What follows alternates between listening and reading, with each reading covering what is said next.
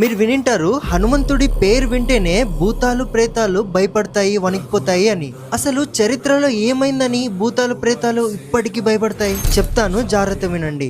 రావణాసురుడి తమ్ముడు ఐరావన్ black magic తంత్రాలు చాలా బాగా నేర్చుకున్నాడు. రామాయణంలో రాముడి మరియు రావణాసురుడి యుద్ధం జరుగుతున్నప్పుడు ఐరావన్ బ్లాక్ మ్యాజిక్ యూజ్ చేసి రాముడిని లక్ష్మణుని పాతాళ లోకంలోకి తీసుకువెళ్తుండే. అప్పుడు వెనకాల హనుమంతుడు కూడా వెళ్లారు.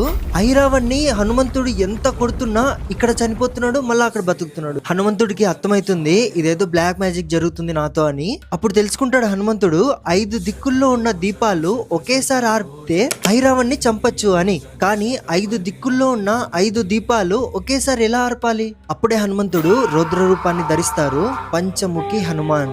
ఆ రూపంతో 5 దిక్కుల్లో ఉన్న 5 దీపాలని ఒకేసారి ఆర్పి ఐరావన్ని చంపుతారు. ఆ రూపాన్ని చూసి 3 లోకాలే భయపడిపోతాయి. ఇంకా ప్రేతాలు